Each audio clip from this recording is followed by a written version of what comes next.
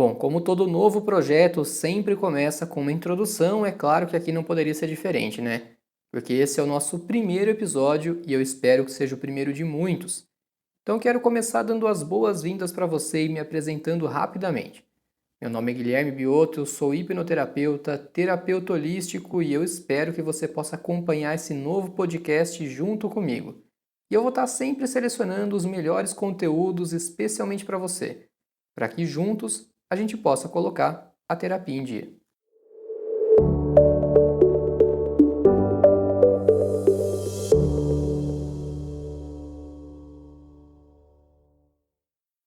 E para começar o nosso primeiro programa, eu acho que o episódio de hoje não poderia ter outro tema a não ser o próprio título do podcast, que é a terapia em dia.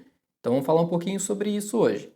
Nossa rotina está cada vez mais agitada, mais estressante, mais cansativa, com afazeres domésticos que não acabam nunca, excesso de mídias sociais e, enfim, por aí vai. Eu poderia ficar aqui o dia inteiro falando a respeito disso, mas essa lista não tem fim nunca.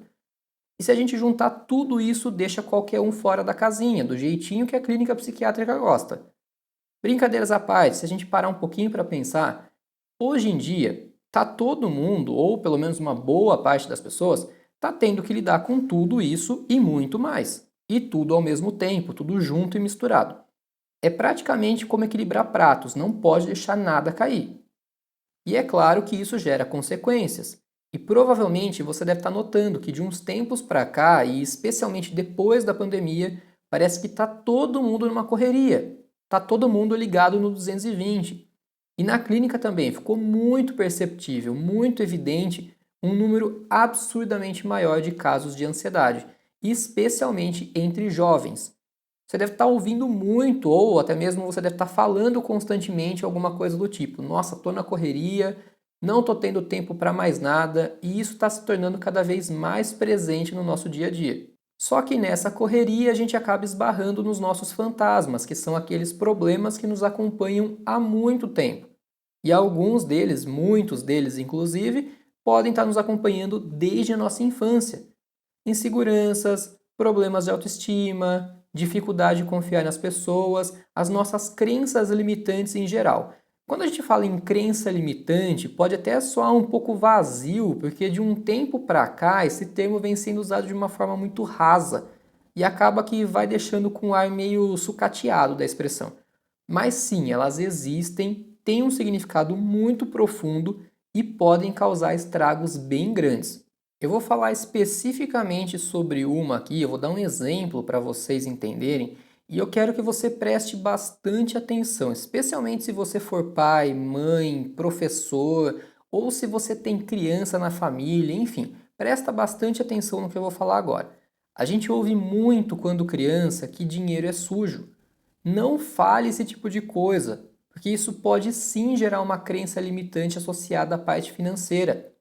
De maneira geral, é muito importante tomar muito cuidado com o que a gente fala e reforça na mente de uma criança para evitar que se criem essas crenças. E eu não estou falando que tem que levar a criação a pão de ló, não, tá? Deixar as crianças fazerem o que bem entendem. Estou falando que é importante tomar cuidado com certas coisas que são ditas e que muitas vezes são reforçadas constantemente. E parece que não, parece que é inofensiva, mas a criança pode sim criar uma crença limitante e muitos dos problemas que os adultos carregam são frutos de situações da infância. Então, por mais que pareça insignificante, inofensivo, isso pode sim gerar um problema gigantesco.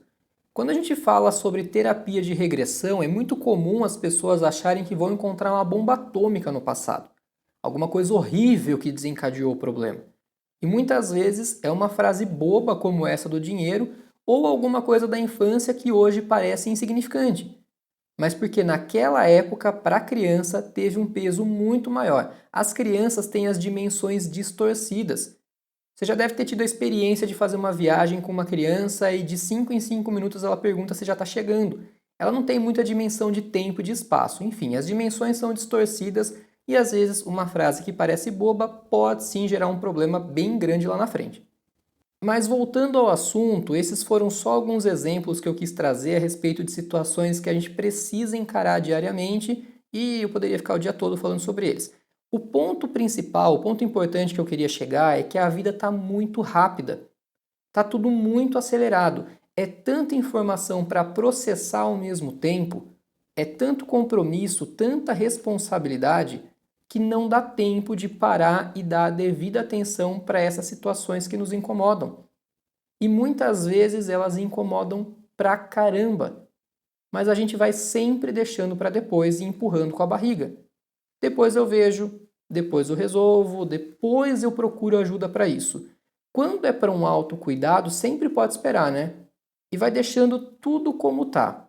Vai mantendo os mesmos comportamentos, a mesma forma de pensar, as mesmas atitudes, tudo do mesmo jeitinho, mas esperando resultados diferentes. Aí fica difícil, né? Fica um pouco complicado. Então não adianta ficar esperando que o universo conspire a favor e que as coisas mudem milagrosamente da noite para o dia. Então, se você é esse tipo de pessoa, por favor, para e presta bastante atenção no que eu estou falando aqui.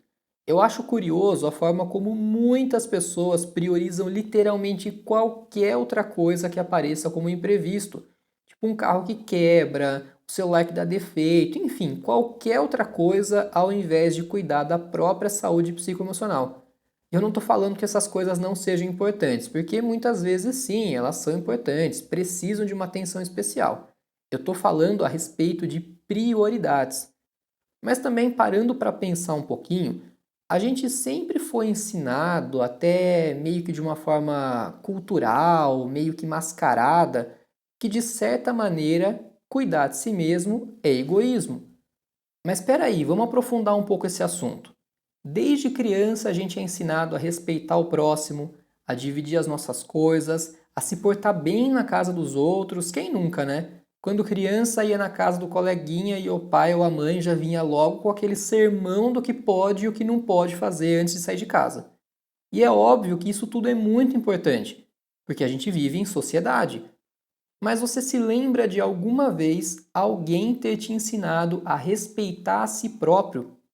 Alguém te ensinou a olhar para você mesmo e se valorizar, se colocar como uma prioridade, ter amor próprio, sentir que você é a pessoa mais importante da sua vida? E eu não estou falando de narcisismo não, tá? Eu estou falando de verdadeiramente olhar para si mesmo e sentir, eu sou a pessoa mais importante para mim. E apesar de ser uma forma bastante errada de se pensar, tem muita gente que acredita e realmente se sente egoísta por precisar tomar decisões que envolvam esse autocuidado, ou até mesmo quando tem que priorizar os próprios interesses. Isso acontece de forma inconsciente. Nem sempre a pessoa vai verbalizar o que ela está sentindo, mas lá no fundo alguma coisa faz com que ela trave e se coloque para escanteio, sempre se colocando em segundo plano. Porque não são poucos os casos de clientes que relatam na clínica que fazem de tudo pelos filhos, pelos pais, parceiro, parceira, enfim, e sentem que não são reconhecidos, se sentem frustrados. E é claro que vão se sentir dessa maneira. Estão vivendo uma vida que não é deles, estão se esquecendo de si mesmos. Vivem uma vida de extrema contrariedade, porque tentam agradar todo mundo o tempo inteiro. Falam sim quando queriam falar não. Falam não quando queriam falar sim. E se calam para não magoar outras pessoas. Ah, não, não falei nada porque ia magoar fulano. Mas acabam se magoando. Vão acumulando uma pilha de mágoas, tristezas, decepções e acabam ficando doentes. Se doam tanto ao ponto de passar os interesses de qualquer pessoa em primeiro plano e deixar os dela de lado. Vão se anulando e vão vivendo em função da vida de outras pessoas. Muitas vezes isso pode parecer que não, pode parecer que isso não aconteça, mas vocês nem imaginam o tanto que isso é comum, apesar de que não deveria ser. Mas muitas vezes a pessoa chega ao ponto de falar: eu não sei nem do que eu gosto mais. Eu já cansei de ouvir isso na clínica. Olha que triste. A pessoa se doa tanto, ela se anula de uma forma que ela passa os interesses de todo mundo na frente dos dela. E ela chega ao ponto de se esquecer de coisas simples, como os próprios gostos. Você pergunta quais são os planos, os objetivos, os gostos dessa pessoa, os hobbies, ela não sabe te responder. É como se ela fosse simplesmente vegetando. É como se ela estivesse morrendo aos poucos. E basicamente é o que realmente vai acontecendo. Porque ela vai se apagando de tal forma que ela vai deixando de existir. Ela simplesmente vira um reflexo, uma sombra de outras pessoas. E aí começam a surgir as doenças psicossomáticas. Vai no médico, faz uma bateria de exames, revira de cabeça para baixo e não descobre nunca o que tem. Fibromialgia, depressão, psoríase, gastrite nervosa ou até pior, acabam desenvolvendo câncer. Então, será que se a gente fosse ensinado desde pequenininho a se autovalorizar, a se enxergar como prioridades, e eu não estou dizendo que isso implicaria virar as costas para todo mundo e viver de forma solitária, porque isso sim seria egoísmo. Mas será que se a gente aprendesse a se respeitar em primeiro lugar, a gente ainda teria que ver tantos e tantos casos de relacionamentos tóxicos e que inclusive muitos acabam em tragédia? Será que a gente ainda teria tantos e tantos casos de pessoas que sofrem a vida inteira infelizes, frustradas com a família, que se sentem rebaixadas no trabalho, na escola ou até nas redes sociais? E por falar em redes sociais, será mesmo que a gente ia estar tão preocupado com o número de curtidas, com o número de likes num post, com os comentários dos fãs, dos haters, com a quantidade de pessoas completamente desconhecidas que visualizaram aquele videozinho de 15 segundos que foi postado? E hoje em dia as redes sociais estão com um papel ao mesmo tempo que muito positivo, muito tóxico também. Elas podem levar muita informação e conectar pessoas no mundo inteiro. Mas quantas vezes você já se pegou se comparando com aquilo que você vê na internet? Com a vida de outras pessoas? E às vezes até com de pessoas que você não faz a menor ideia de quem seja. Você nem conhece a pessoa. Fotos de viagens maravilhosas, pratos de restaurantes incríveis, corpos malhados e esculturais, tudo trincadinho, né? Só que grande parte dessas postagens são e estão ficando cada vez mais artificiais. Elas são pensadas e feitas exclusivamente com o propósito de irem para a internet. Você já deve ter visto aqueles vídeos que a pessoa grava a rotina dela, né? Ela acordando, arrumando a cama, trocando de roupa, fazendo o que teoricamente ela faz diariamente. E eu acho tão engraçado esse tipo de vídeo, porque a pessoa se dá o trabalho de posicionar o celular para ficar fazendo algo que deveria ser natural. Fica totalmente artificial. É exatamente a mesma coisa quando alguém vai tirar uma foto sua e fala o seguinte: dá um sorriso espontâneo, faz uma pose espontânea. Se a pessoa te pediu para fazer isso, já deixou de ser espontâneo, já se tornou artificial. E olha só a que ponto as pessoas estão chegando. Recentemente saiu uma matéria no Estadão e em vários outros sites a respeito de falsos podcasts. Olha o absurdo. Para garantir os 5 minutinhos de fama e o engajamento, tem gente pagando para estúdios de gravação filmarem como se fossem cortes, ou seja, pequenos trechos para parecerem que elas participaram de podcasts famosos. Tipo, respondendo perguntas, conversando com o entrevistador, com a pessoa que está coordenando ali o podcast. Aí é só editar tudo e jogar na internet, para parecer que ela realmente participou de um podcast de grande audiência. Tudo pela fama, né? Então, cada vez mais essas publicações cheias de filtros, de edição, de montagem, de roteiros, estão ficando cada vez mais artificiais. Mas mesmo sabendo de tudo isso, muitos ainda ficam se comparando com aquilo que estão vendo na internet. Então, enquanto o seu foco, a sua prioridade não estiver em você, a grama do vizinho sempre vai parecer mais verdinha. E você vai ficar o tempo inteiro comparando sua vida com o que você vê nas redes sociais. E é claro que a sua vida vai estar sempre pior. Porque na internet as pessoas só postam o suprassumo, o creme de la creme. Na internet ninguém tem problema, ninguém tem dificuldades. É tudo um mar de rosas, é tudo um grande comercial de margarina, tudo lindo, né? Então, se você tem o hábito de ficar se comparando com qualquer publicação que aparece para você, para agora mesmo. Vai ser um exercício diário, você vai ter que se forçar no primeiro momento a não fazer isso, mas vai valer a pena, isso eu te garanto. E só para deixar claro, eu não estou sendo aquele típico disseminador de positividade tóxica, que você está ferrado na vida e eu vou soltar uma frasezinha de efeito para que você agradeça as desgraças que estão caindo na sua cabeça e sorri igual um bobo. Eu não estou falando disso. Eu estou falando de focar em você. Se tá ruim, vamos procurar soluções, vamos procurar melhorar. E não ficar olhando os problemas e comparando com o que fulano tem ou com o que ele está fazendo. O que eu posso fazer por mim hoje? E tem dias que a gente não vai conseguir fazer muita coisa mesmo, e tá tudo certo. É sobre isso e tá tudo bem. Mas todos os dias a gente se levanta, troca de roupa, arruma o cabelo, passa um perfume, fica com a aparência bonitinha para sair de casa, né? Mas quantas vezes a gente se levanta e arruma a bagunça que tá por dentro? Nos pensamentos, nos sentimentos, ou pelo menos quantas vezes a gente olha para dentro, identifica que existe essa bagunça e, no mínimo, reconhece que precisa de ajuda, que precisa colocar as coisas em ordem. Colocar a terapia em dia é muito mais do que simplesmente pegar o seu celular, que provavelmente deve estar na sua mão nesse exato momento, e mandar um WhatsApp para o seu terapeuta agendando uma sessão. É colocar a prioridade onde realmente ela deveria estar, em você. É saber que não adianta colocar as expectativas nos outros, quebrar a cara e depois marcar uma sessão para desabafar tudo para o terapeuta na esperança de ouvir que você ainda está na razão. O papel do terapeuta não é concordar e falar aquilo que você gostaria de ouvir.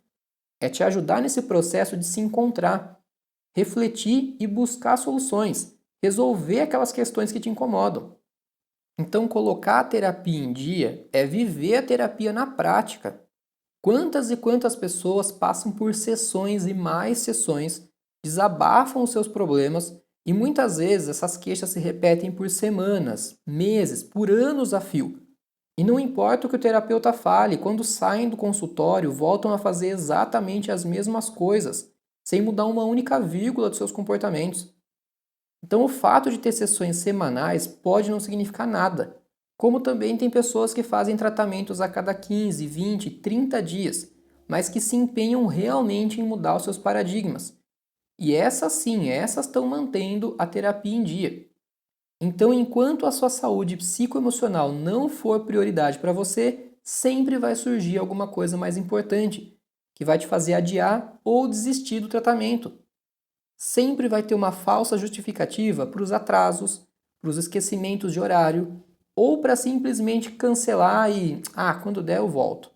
Sempre vai ter uma falsa justificativa para as queixas que se repetem por tempo indeterminado, sem nenhuma perspectiva de mudança.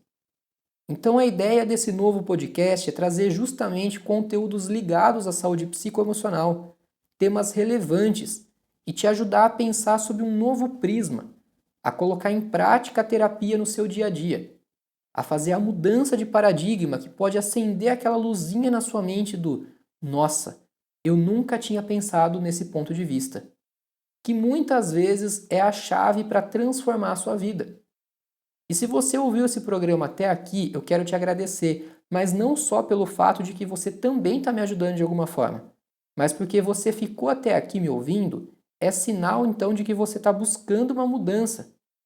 Você não quer mais continuar com os mesmos padrões de comportamentos, não quer mais ficar se comparando com o vizinho e está buscando o seu caminho. E na verdade, não sou eu quem vai te falar qual é esse caminho, mas eu vou tentar de alguma forma aqui, de alguma maneira, através desse podcast, dos conhecimentos de terapia, das técnicas, dos temas que eu vou trazer aqui, te ajudar a se abrir para essas mudanças, para refletir aquilo que muitas vezes acaba passando batido com a correria do dia a dia, mas que é muito importante ser analisado. Então, meu objetivo maior aqui não é ficar falando por alguns minutinhos na esperança, na expectativa de viralizar e ganhar 5 minutinhos de fama como esses que estão gravando falsos podcasts por aí. O meu foco é poder de alguma maneira te ajudar trazendo reflexões, trazendo informações e mudanças de paradigma. Porque não importam os problemas, mas sim como nós lidamos com eles. Então, bora levantar a cabeça, olhar para frente e eu espero você no nosso próximo episódio para que juntos a gente possa colocar a terapia em dia. Muito obrigado e até lá!